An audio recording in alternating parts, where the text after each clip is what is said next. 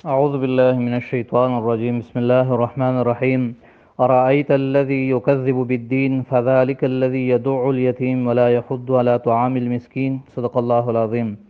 سامعین محترم، آج کے سبق میں سورۃ معون ہم پڑھیں گے۔ اس میں 7 آیات ہیں اور یہ مکی صورت ہے، یعنی ہجرت سے پہلے نازل ہوئی ہے۔ اور یہ بھی یاد رکھے کہ مدنی وہ ہوتی ہے جو ہجرت کے بعد نازل ہوئی ہے، چاہے مکہ میں ہو یا مدینہ میں۔ یہ نقطہ یاد رکھے۔ اکثر لوگ مکی اس کو کہتے ہیں جو مکہ میں نازل ہوتے ہیں، یا اس کی تعریف یوں کرتے ہیں کہ مکی وہ ہے جو مکہ میں ہے اور مدنی وہ جو مدینہ میں، لیکن یہ غلط ہے۔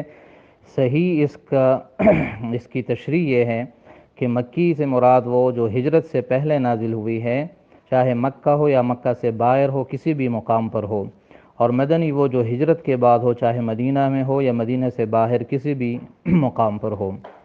اس سورت کا نام سورۃ المعون ہے۔ معون عون سے نکلا ہے اور اس کا مطلب ہے کہ عام استعمال کی چیزیں جو ایک دوسرے سے لوگ گھروں میں مانگتے ہیں، جیسے سوئی، دھاگا اور نمک اور مرچ اور یہ باقی اور عام استعمال کی چیزیں جو عام گھروں میں استعمال ہوتی ہے اور جس کی کبھی کبھی کسی کو ضرورت پڑتی ہے تو اس کو معون کہتے ہیں۔ تو فرمایا اللہ تعالیٰ نے ارائیت الذی، کیا تو نے دیکھا اس شخص کو یکذب، جو جٹلاتا ہے، بالدین، جزا کو۔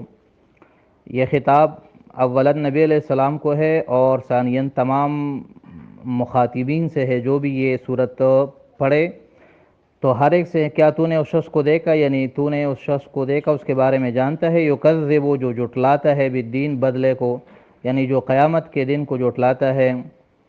فذالک الذی، پس وہی شخص ہے، یدع الیتیم، جو یتیم کو دکے دیتا ہے۔ دع یدع کے معنی دکے دینا۔ یتیم وہ جو جس کا باپ اس کے بچپن میں مر چکا ہو اور ابھی وہ نابالغ ہو۔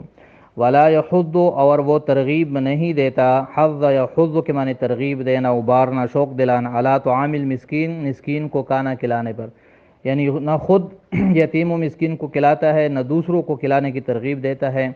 اور اس کی وجہ یہ ہے کہ چونکہ وہ قیامت کو مانتا نہیں ہے، لہذا اس کو سزا کا خوف نہیں ہے اور نہ حساب کتاب کا کوئی ڈر ہے۔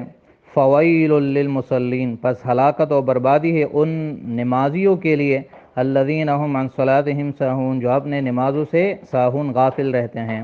ساہون جمع ہے ساہن کی، ساہن اس میں فاعل ہے، سہا یسہو سہوتن سے بھول جانا، جو اپنے نمازوں سے غافل رہتے ہیں۔ ایک ہے نماز میں غافل رہنا کہ انسان نماز میں کھڑا ہو اور وہ کوئی رکن بھول جائے یا 3 کے بجائے 2 پڑھ لے، وہ مراد نہیں ہے، بلکہ وہ جو اپنے نمازوں سے غافل ہے، یعنی جو سرے سے پڑھتے ہی نہیں ہیں، ان کو نماز کے اوقات کی کوئی فکر نہیں ہے، نماز کی بالکل پابندی نہیں کرتے، اور ویسے ہی کافروں کی طرح بے پرواہی کے ساتھ زندگی گزار رہے ہیں۔ الذین هم یراؤون، یہ وہ لوگ ہیں جو ریاکاری کرتے ہیں۔ راء یرائی مراعاتً و ریاءً، ریاکاری، دکھاوا، شہرت کے لیے۔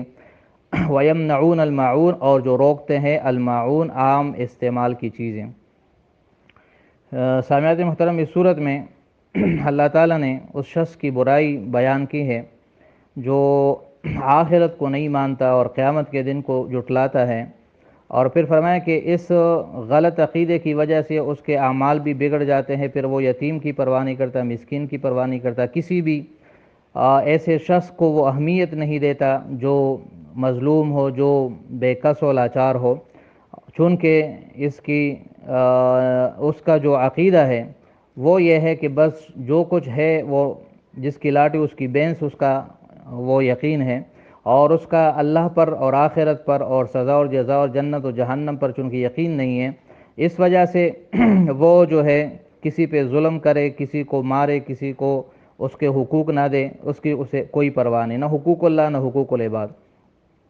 آگے فرمایا کہ وہ جو نماز پڑھتے ہیں لیکن ریاکاری کے لیے اور نمازوں سے غافل ہے، مراد اس سے وہ منافق ہیں نبی علیہ السلام کے زمانے میں جو دل سے منافق تھے، یعنی اندر سے کافر تھے، بظاہر ایمان پڑھتے تھے اور اس وجہ سے کبھی کبھی نماز میں آ جاتے تھے، لیکن نماز دل سے نہیں پڑھتے تھے اور نہ وقت پہ پڑھتے تھے، نہ پابندی سے پڑھتے تھے، اور کبھی آتے بھی تو سستی کے ساتھ۔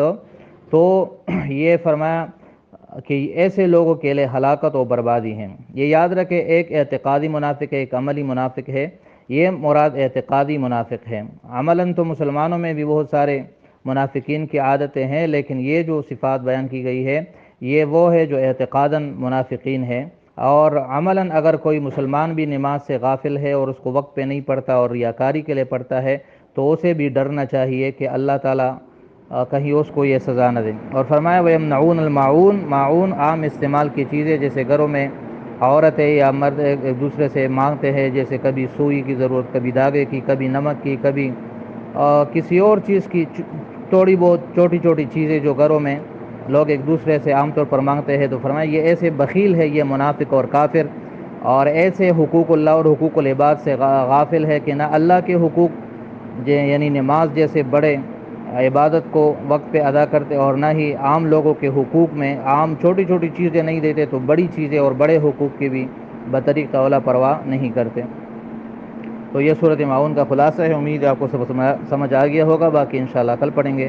صدق اللہ العظیم و صدق رسولہ النبی الکریم۔ السلام علیکم ورحمۃ اللہ وبرکاتہ۔